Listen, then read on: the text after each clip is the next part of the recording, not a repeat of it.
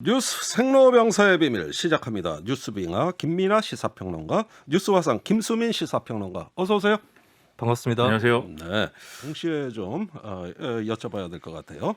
박영선, 오세훈 후보의 베스트 공약을 좀 뽑아주십시오. 네. 먼저 화상께 기회 드리겠습니다. 네, 두 후보가 이번 선거 때 서로 네거티브 캠페인으로 열심히 치고받았기 때문에 네, 거꾸로 본인들이 갖고 있는 공약의 좋은 점을 충분히 홍보를 못한 건 아니었을까 네. 이런 생각이 좀 들거든요.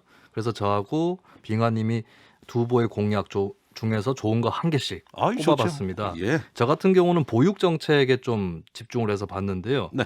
이게 떠오르는 게 2014년 경기도지사 선거입니다. 음흠. 그때 남경필 후보하고 김진표 후보가 붙었는데 네, 두 사람 다 유의미한 공약을 냈어요. 뭐냐면 어린이집이 현재 사립 비율이 많잖아요. 예. 이것을 어떻게 극복할 거냐. 어떻게? 이 방법에서 남경필 후보는 당시에 어린이집을 준공영제로 준공영제. 하자. 사립인데 좀 끌어올려서 준공영으로 가자 이거였고 김진표 후보는 보육교사를 준공무원화하자. 예, 사람을 좀 바꿔보자. 예. 그러니까 시설을 바꿔보자와 사람을 바꿔보자. 예. 이 공약의 대결이었다면 뭐 공공성 높이자는 취지는 같아요. 그렇습니다. 근데 이번에도 비슷한 것이 박영선 후보는 사람을 늘린다. 예, 오세훈 후보는 공공성을 퍼뜨린다. 이렇게 어. 저는 요약을 해봤거든요. 네, 박영선 후보 공약부터 살펴보면 저는 제가 사실은 뭐 교육학을 학교 때 전공을 해가지고 예. 네 근데 머리에 남는 게 별로 없어요. 어. 근데 교육학 격언 중에 이런 게 있긴 합니다.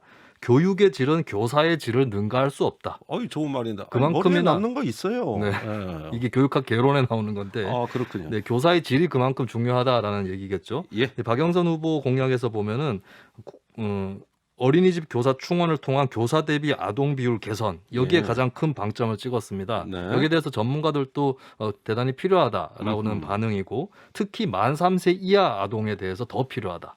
그래요. 네, 그만큼 이제 한 명의 교사가 보는 아동의 수가 줄어야 된다라고 네. 하는 그런 측면이 있는 것이죠. 예. 그리고 그 외에도 이제 시설적인 측면도 있습니다. 우리 동네 키움센터, 육아종합지원센터 이런 것들을 통해서 더 가까이 동네에서 접근하는 보육이랄까요? 예. 예, 그런 개념을 만들면서 21분 도시 이런 것이 주요 공약 개념이었잖아요. 예. 21분 생활권의 마을 돌봄 공동체를 만들겠다. 아하. 그러니까 각 시설별로 보육을 잘하는 것도 중요하지만 마을 차원, 공동체 차원에서 보육을 심화하고 확대하겠다. 알겠습니다. 이런 취지의 공약을 냈습니다. 그 오세훈 후보의 공공성 퍼뜨린다. 이것도 한번 비교해 주세요. 네, 오세훈 후보는 공유 어린이집이라는 공약을 냈거든요. 네. 이게 뭐냐면 3개 내지 7개 정도의 어떤 권역에 있는 어린이집을 국공립, 민간, 가정 어린이집 이것들을 묶어서 예. 공유를 하겠다. 여러 가지 교사라든지 시설이라든지 또 예. 대기를 하는 거 이런 것들을 공유를 할 수가 있겠죠. 예, 그 공약을 낸 이유가 뭐냐면 국공립 비율도 50% 수준까지 올리겠다고 했는데 예. 내 어린이집 하나에 국공립을 신설을 하려면은 토지 구매비까지 포함해서 한 50억 원 정도가 듭니다. 네. 그러니까 빠르게 확충하기가 어렵고 남아 있는 사립은 어떻게 할 거냐 예. 이 고민이 남는 건데 오세훈 후보는 이제 여기에 대해서 재임 시절에 이미 공공형 어린이집이라고 해서 예. 사립 어린이집인데 공공성을 부과하는 그런 정책을 좀 선도적으로 편 적이 있었고 그것은 현재 조희연 교육감도 공공형 유치원 예. 이런 쪽으로 또 다른 분야지만 공약을 펴나가고 있거든요. 좋습니다. 그래서 국공립을 축으로 해서 인력 시설들을 공유함으로써 사립으로 공공성을 확대하겠다는 전략이고 예. 이것이 원래는 조은희 구청장의 아이디어였다라고 예. 하는 것도 주목할 만한 대목입니다. 예, 경기도지사 선거에 이어가지고 좀 이어지는 맥락이 발견돼요. 네. 좋은 공약 같습니다. 자, 빙하도 소개해 주시죠. 네, 저는 뭐 우리 탁월한 시사평론가 뉴스 화사님이 너무 길게 얘기하셔가지고 네, 저는 짧게 얘기를 하겠습니다. 예. 이 오세훈 후보부터 저는 그럼 먼저 얘기할게요. 왜냐하면 예. 뉴스 화사님은 그렇지 않았던 것 같으니까. 음흠. 오세훈 후보 공약을 보면은 대부분 이제 뭐 부동산을 재개발 재건축을 풀고 예. 그래가지고 화끈하게 뭔가 해보겠다 이런 내용들이 주가되고 있고 예. 그다음에 뭐 일부 뭐 이 우리 동네 타운하우스 뭐 이런 걸 만든다는 개념도 있는데 제가 볼 때 그런 거는 이제 고가 주택 내지는 이제 이 상당히 잘 사는 사람들 위주의 이런 주택 정책이라는 생각이 들거든요. 네. 그래서 뭔가 하여튼 이번에 부동산 문제 또 주택의 문제로 지금 이제 선거에 큰 어떤 의제들이 지금 집중이 되고 있으니까 예. 이 중에 뭘 좀 평가해 볼 수 있는 게 없을까 좀 찾다 보니까 예. 이 장기 전세 있지 않습니까? 장기 전세. 예, 쉬프트라고 이름을 붙여놓은 예. 이걸 시즌 2를 추진하겠다 오세훈 어허. 후보가 이렇게 얘기를 했어요. 예. 그래서 이 쉬프트 즉 장기 전세 주택의 경우에는 사실은 오세훈 시장 때 좀 추진을 하다가 예. 그때 공급을 확대하다가 이 박원순 시장 때 이제 월세를 내는 형식의 그러한 행복주택으로 이제 이 정책이 전환된 바 있었거든요. 네. 그런데 지금 어쨌든 이게 시프트와 행복주택의 각자의 장단점이 있는데 예. 지금 어쨌든 모든 지금 부동산의 논의가 내 집 마련, 그렇습니다. 1가구 1주택 여기에 포인트가 맞춰져 있는 그런 상황 아닙니까? 예. 근데 제가 이 자리에서도 여러 번 말씀드렸지만 부동산 이 주택의 가격이 아무리 낮아져도 그 예. 주택을 살 수 없는 사람들이 있어요. 그러면 어딘가에 들어가서 살아야 되는데 네.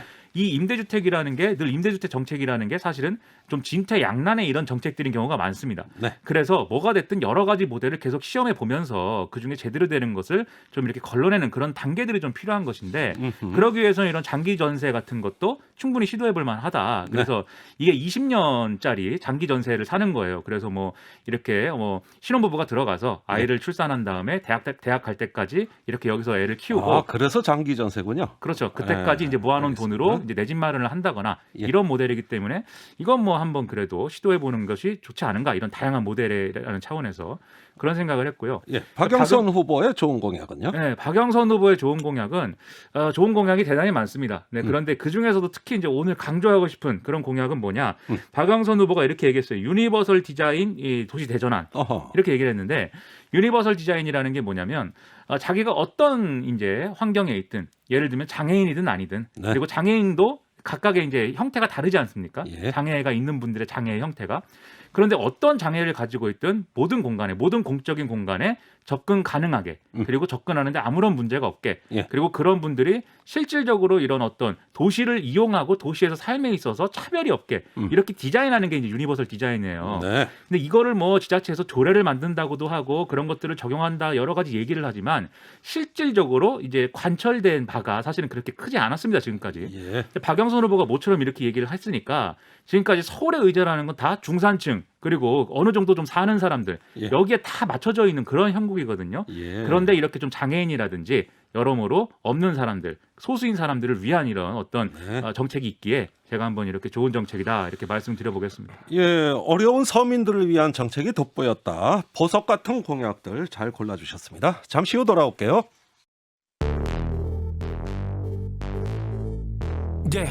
왜 뉴스는 태어나기만 하면 병이 들고 망가지는지 그 뉴스를 병들게 만들고 있는 건 도대체 누군지 병들지 않는 뉴스를 원하고 있지 그게 누구든지 그래서 우리는 김종대 목소리를 듣지 뉴스의 새로운 현상 뉴스의 생로병사 뉴스의 새로운 현상 뉴스의 생로병사 뉴스 생로병사의 비밀 세 번째 뉴스 화산이 준비하셨습니다. 보궐선거 이후를 전망하시네요. 네, 이 뉴스의 비밀은 전당대회가 왔노라, 개각을 보았노라, 예. 대선에서 이겼노라입니다. 어허. 자, 이게 벌써 선거 이후에 그 펼쳐질 정치판을 예상하시는 겁니다. 김종인 국민의힘 비상대책위원장 선거 이튿날인 4월 8일 날 퇴임한다고 밝혔습니다. 준비된 음성 듣고 가죠. 특별한 게 없어요. 내가 약속한 대로 약속을 지키고 가는 거예요. 선거 전망은 잘 될 거예요. 뭐 그 마음은 많으면 많을수록 좋겠지만 내가 보기에 한 두 자리 숫자는 나올 것 같은 생각이 들어요.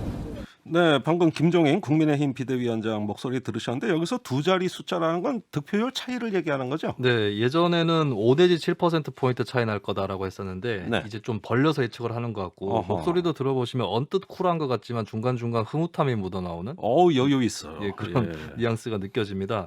일단은 4월 8일에 퇴임을 하게 되겠고 이후에는 알려진 바로는 가족 여행이라든지 휴식을 네. 취할 것이다. 음흠. 이렇게 되고 있는데 그 이유가 더 관건이 되겠죠. 네. 다시 복귀를 해서 정식 대표가 되는 건 아니냐 예. 이 얘기 당연히 나올 수 있고요. 음흠. 다른 한편으로는 일단 외곽으로 좀 빠져서 이를테면 윤석열 예. 전 총장이라든지 이쪽과 활동을 할 거냐 음. 아니면은 더 쉬다가 대선 무렵에 어허. 등판을 할 것이냐 뭐 예. 이렇게 좀 예측이 나뉘어집니다. 뭔가 전국 구상을 위한 쉼표 하나를 찍겠다 이런 말씀 같습니다. 네. 자, 민주당 쪽으로 넘어가 볼게요. 대표가 지금 공석 중이거든요. 네. 이번 선거 결과에 따라 가지고 차기 당 대표 뭔가 영향이 있겠죠?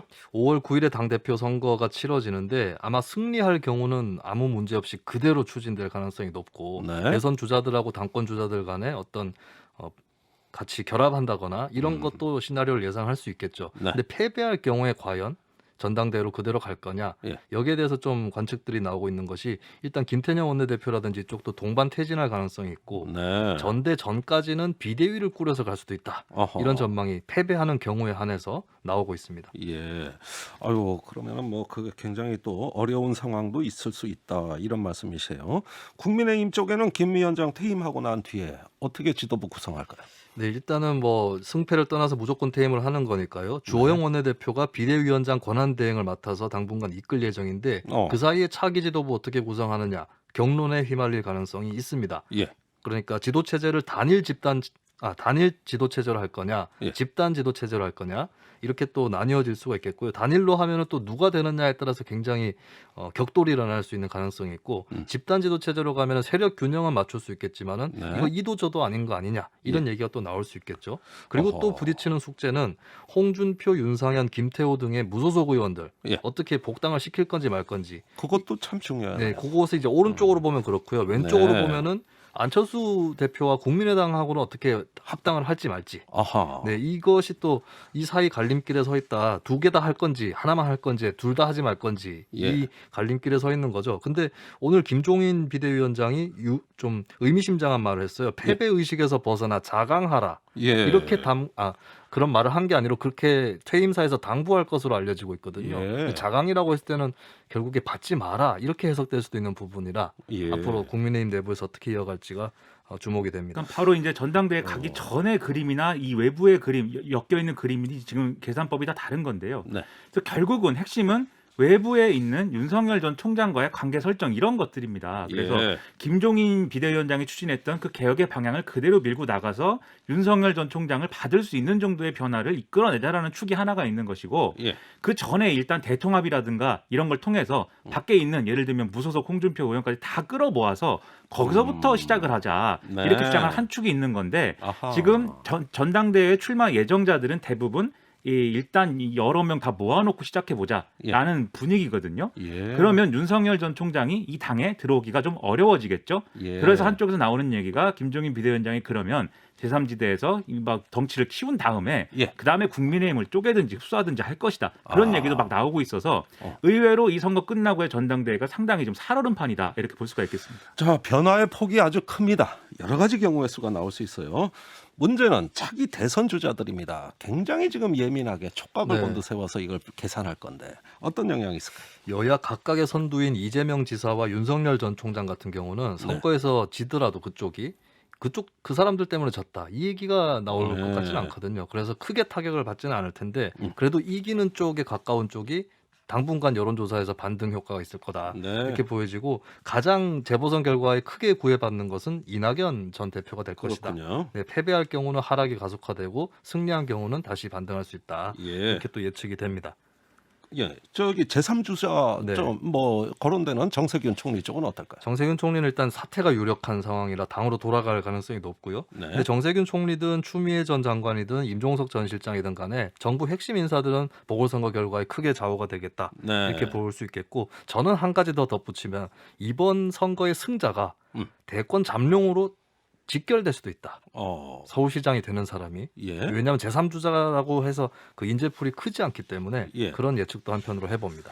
아니 그 이번에는 어쨌든 당선자가 바로 대선은 못 나갈 거 아닙니까? 그래도 근데 직결이 된다고 보는 임기가 거죠. 너무 짧기 때문에 하다가 보면은 그러니까 국민이 호명을 해야 되는 것이죠. 본인의 네. 바람을 떠나서. 네. 알겠습니다.